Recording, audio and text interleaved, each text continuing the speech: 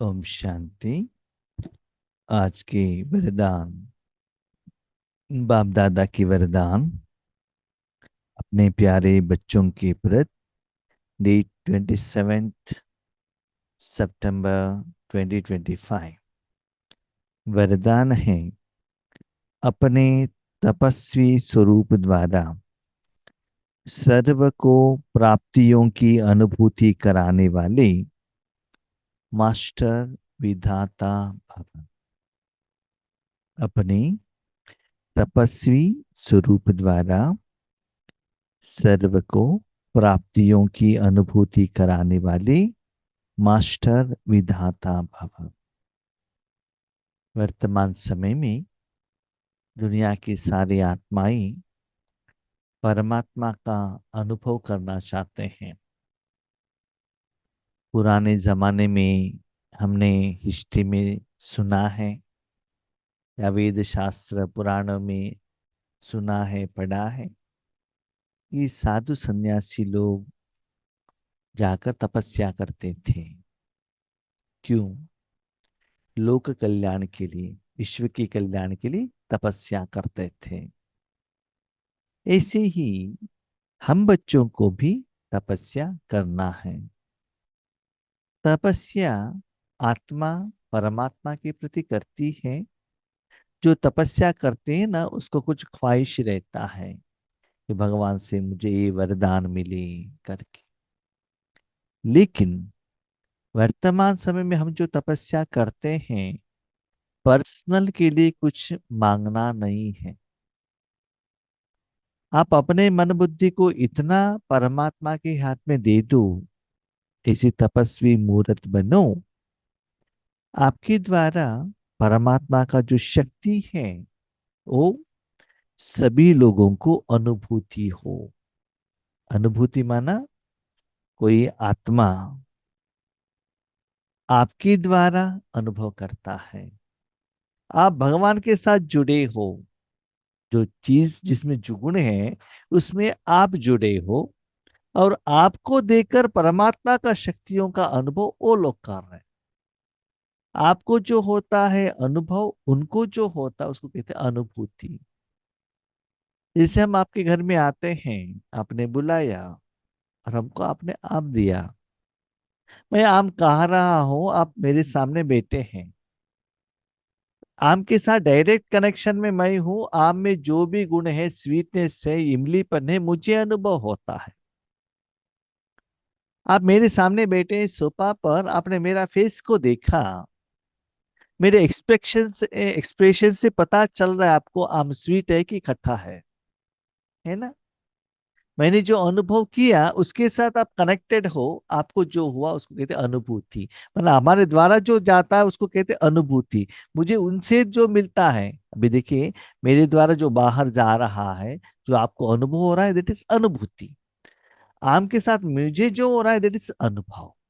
Right? तो ऐसी बच्चे अपने पर्सनल के लिए कुछ भी नहीं मांगना, मन बुद्धि को परमात्मा के साथ में रखना। इससे परमात्मा में जो शांति है उसका अनुभव आपको भी हो, और सर्व आत्माओं को भी ये प्राप्ति का एहसास हो। ठीक है? प्राप्ति माना मिला है, प्राप्त हुआ है। कर्म करने के बाद कर्म का फल जो है वो मिलता है। उसके साथ जब आत्मा कनेक्ट होती है, अनुभव करती है, उसको कहा जाता है प्राप्ति। तो ऐसे उनको अनुभव कराने वाले आप मास्टर विधाता भव। विद्या, विधि, विधान, अनुभव देने वाले। बाबा कहता है देने वाला तो मैं हूं, आप तो साधन हो। लेकिन मास्टर बनना, कि इनको क्या देना है, कब देना है, कितना देना है, कैसे देना है, वो मैं डिसाइड करूंगा। लेकिन अपना जो स्वरूप ऐसा रहे कि तपस्वी रूप। जैसे हमने फिल्मों में देखा, कोई साधु सन्यासी तपस्या के लिए बैठते हैं ना, वो दुनिया को भूल जाते हैं। सारा उनका जो मंत्र भगवान की तरफ, कोई मंत्र चाटने में या अजप अजप करने में है। या कोई मन से कुछ भगवान के साथ बातें करने में, नहीं तो एक भाव में खड़ा रहना, गुफा में रहना, वरना सारा दुनिया को भूल जाते हैं, सिर्फ अपना मन बुद्धि को सिर्फ परमात्मा के साथ वो रख लेते हैं। उन लोगों को यथार्थ भगवान कौन है जानते नहीं है वो लोग, लेकिन आप जानती हो ना। तो अपने मन बुद्धि को ऐसे स्वरूप में रखना, आपके तपस्वी स्वरूप से दूसरों को अनुभव हो। जैसे रामायण में कहा गया, वाल्मीकि ऐसे राम राम राम राम राम मंत्र जप रहा था कि उसके बॉडी के जो साइड में मट्टी बन गया था। बहुत साल के बाद नारद वहां आते हैं, राम राम राम करके वो जो मंत्र सुनाई दे रहा है, लेकिन कहां से आ रहा है पता नहीं है। तो आप ऐसे तपस्या में रहो कि सारे विश्व को भूल जाओ, अपने पार्ट को भूल जाओ। तब क्या होता है, योग की ज्वाला स्वरूप द्वारा सभी लोगों को परमात्मा का शक्तियों का अनुभव होता है, वो निराकार ज्वाला निकलता है। जैसे एक सूर्य द्वारा किरणें निकलते हैं ना, ऐसे आपके द्वारा भी भगवान के सप्त गुण निकलने लगेगा। जैसे सूर्य विश्व को रोशनी की और और अनेक विनाशी प्राप्तियों की अनुभूति कराता है, ऐसे आप तपस्वी आत्माएं अपनी तपस्वी स्वरूप द्वारा सर्व को प्राप्ति का किरणों की अनुभूति कराओ। सूर्य इस दुनिया में आते ही, सूर्य का उदय होते ही रोशनी आता है, वो किरणें में गर्मीपन रहता है, उसके कनेक्शन में जो भी आते हैं वो जलता है। वो डिफरेंस पता चलता है ना। रात में देख लीजिएगा कितना ठंडी रहता है, लेकिन दिन में उतना ठंडी नहीं रहता है। तो सूर्य की किरणें बाकी लोगों को वो एहसास दिलाती है, और वायरस बैक्टीरिया भी जल जाते हैं, कपड़े सूख जाते हैं, साथ में विनाश प्राप्तियां भी मिलता है। सूर्य के कारण आपको फल मिलता है ना, और सोलार एनर्जी मिलता है। हाँ? उससे आप खाना पका सकते हो, पानी गर्म करके खा सकते हो, और बैटरी में उसको चार्ज करके नाइट रोशनी के रूप में यूज कर सकते हो। ऐसी सूर्य विनाशी प्राप्तियों का अनुभूति कराता है। आप क्या हो, मास्टर ज्ञान सूर्य हो। आप भी विश्व को रोशनी देने वाले हो। वो तो स्थूल रोशनी द्वारा स्थूल शरीर के लिए अंधकार भगाता है। आओ, आज हर मनुष्यात्माओं के मन में निराकार में जो अंधकार है, अज्ञान है, दुख है, दर्द है, समस्याएं, परिस्थितियां, विघ्न, असफलता, जो निराकार दिखाई नहीं देता, इस स्थूल अंधकार में भी रूम में जो चीज है वो दिखाई नहीं देता है ना। तो अंदर आत्मा के अंदर में भी क्या है, आगे वाले आत्मा में क्या है, मेरे में क्या है, वो पता नहीं चल रहा है। जहां भी देखो असफलता हो रहा है। तो ऐसे ही आप मास्टर ज्ञान सूर्य बनकर हर आत्मा के मन में और पंच तत्वों में, वायुमंडल में जो निराकार माया का प्रभाव है, वो सभी को जलाना चाहिए, और सभी लोगों को शांति का किरणें द्वारा शांतियों की अनुभूति कराने के लिए निमित्त बनना है। इसके लिए पहले जमा का खाता बढ़ाओ। कौन सा जमा?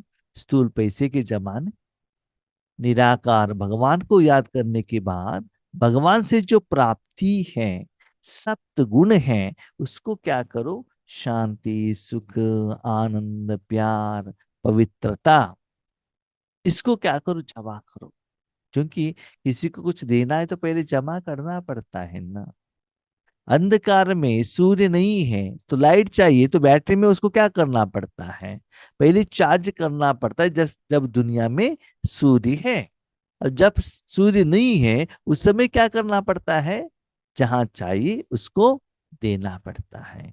ऐसे ही आप भी क्या करो, पहले ईश्वरीय सेवा द्वारा बाबा का दुआ और सप्तगुण स्टॉक करो। जैसे कि आप जानते हैं, आपके घर में कोई प्रोग्राम है, शादी है, रिश्तेदार आने वाले हैं, तो आप लोग क्या करते हो? उनको जो भोजन के लिए जो चाहिए, कपड़े चाहिए, पहले स्टॉक करते हो ना। उसके बाद जो लोग जब आते हैं उनको देने के लिए आप निमित्त बनते हो। तो ऐसे आप अभी परमात्मा शक्तियों का जमा करना। फिर जमा किए हुए खजाने मास्टर विधाता बन देते जाओ। यस, आपके पास जमा है, लेकिन देने के समय पर मेरा मेरा करके वो अभिमान नहीं आना चाहिए। मैं तो बच्चा हूं। जैसे कोई ब्राह्मण लोगों को प्रसाद देते हैं, ठीक है। एक होता है खुद पका के देना, क्योंकि खुद पका के देंगे तो भी चावल कौन देते हैं? भक्ति तो देते हैं। कोई कोई टेम्पल में क्या होता है ना, भगत लोग प्रसाद बनाकर लेकर आते हैं, वो अंदर लेकर जाके भगवान के ऊपर चढ़ाते हैं, और वही प्रसाद लोगों को बांटते हैं। यस, बांटने के लिए ब्राह्मण तो दिखते हैं, लेकिन जो प्रसाद बना है वो ब्राह्मणों का नहीं है ना। एक तो परमात्मा का है, नहीं तो भक्तों ने लाया है। ऐसे ही आपके पास जो जमा है, वो जिनको दे रहे हो, वो चीज आपका है नहीं। ठीक है, इसलिए क्या करो, दाता बनकर देते रहना। फिर जमा किए हुए खजाने मास्ट विदाता बन देते जाओ।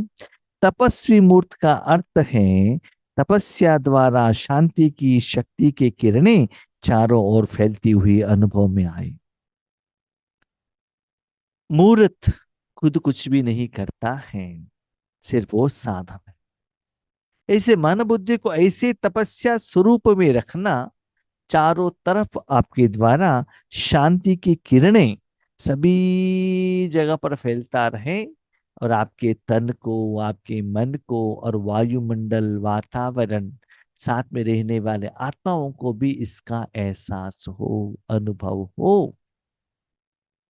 ठीक है, सिर्फ आपको अनुभव नहीं होना चाहिए, बहुत एरिया तक अनुभव होना चाहिए। उसके लिए तपस्वी माना कंटिन्यूस हावर्स टुगेदर आपका मन सिर्फ परमात्मा में रहना चाहिए, और कहाँ भी नहीं रहना, कहाँ भी नहीं जाना चाहिए। इसलिए देखिएगा, दुनिया में ऐसे दिखाया गया है, साधु सन्यासी जंगल में जाते थे, वहां वो अकेले तपस्या करते थे, संगठन में रहकर नहीं। ऐसे उन्होंने ऐसे क्यों दिखाया? एक्चुअली हमको मन को है ना एकांत में जाना है, अकेले जाना चाहिए। उनको आत्मा का और मन बुद्धि को ध्यान न रहने के कारण तन को उन्होंने एकांत में लेकर गए, क्योंकि वहां उनको कुछ डिस्टरबेंस न हो, न मनुष्य आत्माओं का वाइब्रेशंस, न उनका संकल्प, न वो सामने आए। मनुष्य आत्मा को कोई साधन उनके सामने न आए, आए तो वो साधन द्वारा उनका मन हलचल हो सकता है। इसलिए अपने शरीर रूपी साधन को जंगल में लेकर जाते थे, गुफा के अंदर रखते थे, जहां कोई भी मनुष्य न रहे। और आज भी लोग हिमालय की तरफ जाते हैं, जहां मनुष्य लोग घूमने के लिए नहीं जाते, ठंडी हो जाता है। लेकिन साधु संन्यासी शरीर के ऊपर कपड़ा ना पहनते हुए भी क्या करते हैं? वहां तपस्या करते हैं। आप घर गृहस्थ में रहते हुए मन को ऐसे एकांत में लेकर जाना, एकाग्रता में रखना, ताकि उस द्वारा बाबा की जो किरणें सभी जगह पर फैले। आपको लगना चाहिए, जैसे बुखार आता है तो बॉडी से गर्मीपन बाहर जाने का एहसास होता है ना। आपको गुस्सा आया तो शरीर द्वारा वो गर्मीपन बाहर जाने का एहसास होता है ना। ऐसे ही बाबा का शक्ति आपके द्वारा बाहर जा रहा है। ऐसे रहकर अभी विश्व सेवा करने का बहुत जरूरी है। स्लोगन, स्वयं निर्माण बनकर सर्व को मान देते चलो, यही सच्चा पर उपकार है। निर्माण माना कंस्ट्रक्शन। ऐसा नहीं किसी को आगे या पीछे निंदा करके उसको पांव खींचना, नीचे दबाना, मेरे ही नाम मान रहना चाहिए, ऐसे नहीं। पहले आत्मा, स्वयं मन आत्मा, आत्मा को पहले बिल्डअप करो। इस लौकिक में भी हम क्या करते हैं, पहले अपने शरीर को रेडी करते हैं, उसके बाद कर्म करने लगते हैं ना। इससे पहले अपने जिंदगी को कितने सुंदर रूप में निर्माण करना। अपने घर रेडी रहेगा तो रिश्तेदारों के घर में लेकर आके उनको ट्रीटमेंट दे सकते हो ना। आपका घर ही नहीं है तो क्या हो जाएगा। इसीलिए स्वयं निर्माण बनकर सर्व को मान देते चलो। रिस्पेक्ट कैसे। लौकिक में भी कोई आपके घर में आते हैं तो उनको पानी चाय भोजन कपड़े जो चाहिए वो देते हो ना। और कोई कोई बहुत गरीब लोग आते हैं उनको पैसे का भोजन का कपड़े का या मेडिसिन का फ्री सर्विस का सहयोग दे सकते हो ना।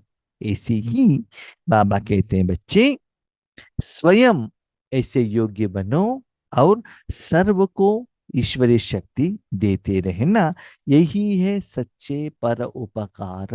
माना आत्मा को जो चाहिए वो देते जाना। हम क्या करते हैं शरीर के लिए जो चाहिए वो देते जाते हैं। भले आपके पास धन है वो भी दे दीजिएगा लेकिन मेन सच्चा सेवा है आत्मा के लिए देना। क्योंकि शरीर के लिए शरीरधारी कोई भी दे सकते हैं लेकिन आत्मा के लिए सभी लोग नहीं दे सकते। वो राज्यों को जानना समझना सभी के लिए देना उतना आसान नहीं है क्योंकि वो निराकार हैं। थोड़े आत्माएं कर सकते देने का काम। भगवान से लेने का काम तो बहुत लोग करते हैं लेकिन देने का भाव ऐसे योग्य आत्माएं कर सकते। लेकिन जब तक अपने जिंदगी को आप ऐसे सुंदर रूप में बिल्ड नहीं करते हो। जब आपका घर ही बहुत सुंदर नहीं है आप दूसरे को घर बिल्ड करने का कॉन्ट्रैक्ट लेने के लिए रेडी हो तो कौन आएगा आपके पास। है ना। इसीलिए बाबा कहता है सच्चा परोपकार माना पर माना दूसरों को कुछ हेल्प करना है तो ईश्वरीय शक्ति द्वारा करना और उन आत्माओं को सदा मान देते रहना। ओके।